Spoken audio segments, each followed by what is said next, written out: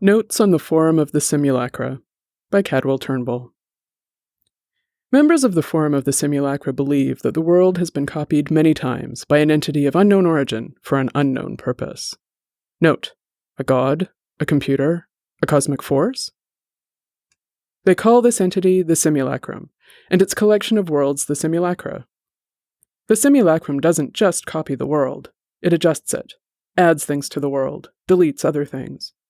But its most terrifying power is its ability to alter meaning, to change what people care about or find interesting, or the very relationships people have to things, to other people, to themselves. Crayons are changing. August 29th, 2018, 8:57 p.m. I have a sister now. Just walked out of a room that wasn't there before. She's nice, I guess. Lucky number 15, April 30th, 2017, 12:04 a.m. No one likes caramel delights. How the fuck does no one like caramel delights? Apparently people aren't buying them, so they're discontinuing? What the fuck? Note: caramel delights were awful, almost as bad as Thin Mints. This is likely just group preferences masquerading as the Mandela effect. Judas 4, June 6th, 2018, 2:09 a.m. Pretty sure Montana had a population of over 1 million. Now it's 20,768. Weird. Also, Hawaii is its own country now. It's impossible to tell if this is truly a mass delusion or a belief system inventing its own mythology. Oldest posts on the site appear to be no different than recent ones. The Lost Sheep King, April 20th, 2007, 6:06 p.m. The house I grew up in now belongs to a very polite old couple. They said they've been living there for 37 years. I'm only 21, returning for summer break. They invited me in and showed me pictures of their time in the house. Asked me if I was sure. I was until I saw the pictures. Anyone else experienced something like this? Neverender, April 20th, 2007, 6:08 p.m. I have. My childhood home is now a meadow. The town's name has changed. Colleen, same time. I woke up this morning in a different house. Parents are the same, but the dog is different. Her name is Snowball. She sits on the floor and stares at me, and I don't like it. 27 posts on the names of cities changing, all in the first day. By the following day, over 100 posts about missing people, or people with changed personalities, or people whose roles have changed. Teachers becoming neighbors. Mothers becoming aunts. One incident of a husband of several years disappearing and turning up as the mailman. Speed of posts was very alarming, and the genuine horror of them. What's strange is that there's no origin post coining the term simulacrum. The concept exists without a referent, rules for the entity sprouting up like mushrooms, simultaneous. The earliest reference occurs over 6 years after the launch of the site. Truthseeker 88, October 4th, 2013, 12:09 a.m. I'm pretty sure the simulacrum has been altering the site. I tried to go back through old posts, and it gave me a nosebleed. Anyone else getting nosebleeds? To date, there have been no responses to this post, though other members have described headaches, bouts of nausea, fainting spells, always around perceived edits to reality. Interestingly, only a few people without edit experiences have posted on the site.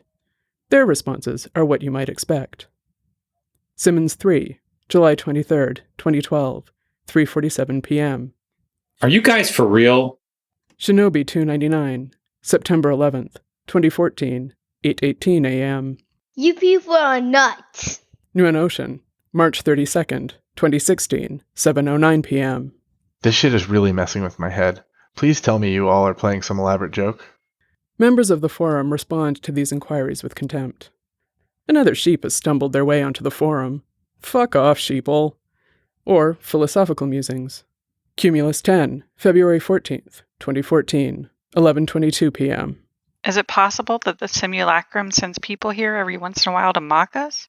How do we know that what we know isn't also to mock us? What if we wake up tomorrow and forget everything? It does feel genuinely eerie that more people don't visit the site, but perhaps this is my own obsession speaking. Most people probably dismiss the site entirely, and why wouldn't they? There are only a handful of active users at any given time. Private conversations with members have proved fruitless. Everyone is fully committed to the ruse, or they truly believe what they are saying. Perhaps convince someone to meet in person? I've been researching the site for months, and still have not gotten any closer to understanding why it exists. With each day, I gain less clarity, having forgotten why I started this research in the first place. I write these reports and journals and notes and leave them all over my apartment, with no idea why I am writing them or who I might want to read them. Each note begins the same, but morphs as I continue, until the thing before me fills me with horror. These notes are all punctuated by the same symbol, a circle with arms, a serpent around an apple, an all-seeing eye? I never remember drawing the symbol, and have difficulty describing it. When I sleep, I see it in my dreams. A door opens in front of me, and through it I can see another world, a cityscape with a massive tower, a symbol carved into its front, and a young woman whose features shift like claymation putty. Her hand is outstretched to mine, but when I try to grab hold of her and step through, everything turns white, and the scene resets. This other world is always the same, and I can feel a sense of longing every time I see it. After several attempts, the woman says, "I keep losing track of you," and her voice is so painfully familiar that despair fills me to bursting and I wake up screaming, "Please save yourself, my love." Some of the members of the Forum believe that the true world still exists, unaltered by the simulacrum. Most members, however, believe the true world is forever lost. They return to places that have been altered like orphans. Neverender, June 32nd, 2020, 5:09 a.m. I visit the field often. I look at those flowers and I imagine that they are the people of my hometown, swaying with the wind like dancers at a celebration that will never end. The ones who believe in the untouched world also believe in other worlds beyond a veil no one can see, but are accessible through the ritual of performing unique actions, holding one's breath for 1 minute and 30 seconds, jumping from a great height, eating cake on the 4th of July. They believe these mechanisms of travel are gifted to them by the simulacrum itself, both demon and god in their strange mythology. Here is the earliest instance I could find regarding the subject of traveling between worlds, transcribed in its entirety. Flowers Just Flowers, November 22nd, 2013, 11:58 p.m. It is my fault she is gone, and it is all my fault. Neverender, November 23rd, 2013, 12:27 a.m. I'm so sorry you've lost someone. It never gets easier. But please, don't blame yourself. The simulacrum is the only one to blame. Flowers Just Flowers, November 23rd, 2013, 12:34 a.m. You don't understand. I came from another world. I did terrible things to stay here, and now this world keeps shifting around me and I did this. She is gone, and it is all my fault. Neverender, November 23rd, 2013, 12:36 a.m. What are you talking about? The Lost Sheep King, November 23rd, 2013, 12:40 a.m. Which part don't you understand? Neverender, November 23rd, 2013, 12:41 a.m. Sorry, I was confused for a second. It's late here. Just Passing Through 001, November 23rd, 2013, 12:45 a.m. You said you came from another world, Flowers Just Flowers. I'm curious about your mode of travel. Do you mind sharing? Flowers Just Flowers, November 23rd, 2013, 12:50 a.m. Blinks every 5th and 7 in an alternating pattern. The Lost Sheep King, November 23rd, 2013, 12:52 a.m. Oh god, that's hellish. Just Passing Through 001, November 23rd, 2013, 1:03 a.m. That is unusual. Reminds me of the musical meter. If it's true, the repetition suggests design. The Lost Sheep King, November 23rd, 2013, 1:07 a.m. Or a cruel sense of humor. That's a terrible time signature. Benthoven, 42069, November 23rd, 2013, 1:25 a.m. I mean, it's more that it's not really a meter unto itself, as 5-7 would be indistinguishable from 5-8, which would be much easier to read. Alternating bars of 5-8 and 7-8 would make sense, but that's not something that I think many people would immediately think of if presented with a pattern of 5, then 7. A bar of 5-7 could make sense in the context of another time signature conceivably, but denominators that are odd numbers are vanishingly rare. A septuplet is a septuplet by virtue of the fact that 7 of them fit in whatever musical space you assign them. But if you want them to be the base rhythmic unit a bar is measured in, their function as a septuplet immediately vanishes. 7/7 is just 7/8, and 5/7 is just 5/8, or 5/4 or 5/2, depending on whether you're using eighth notes or quarter notes or half notes in the notation. No, I think we can safely rule out time signature as an explanation.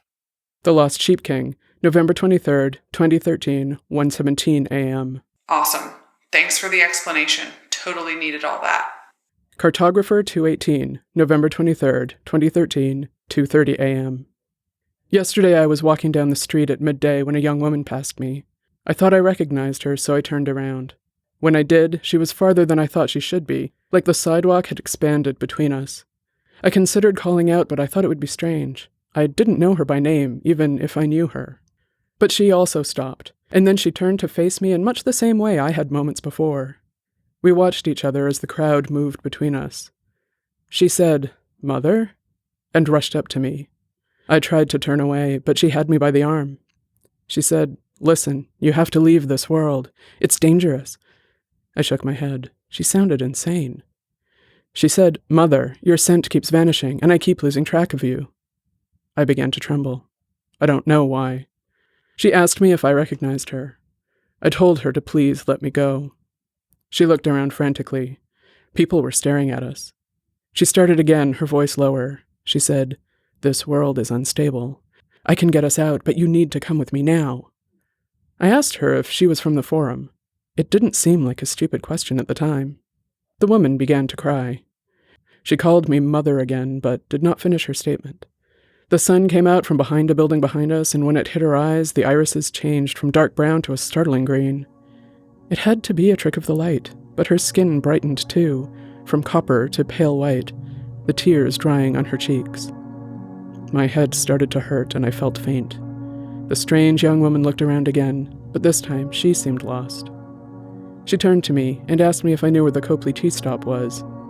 I smiled and pointed the way. "I'm sorry. I need to lie down again." You've just listened to Notes in the Form of the Simulacrum by Cadwell Turnbull. Cadwell Turnbull is the founder and creative manager of many worlds. He is the author of the science fiction novels The Lesson and No Gods, No Monsters.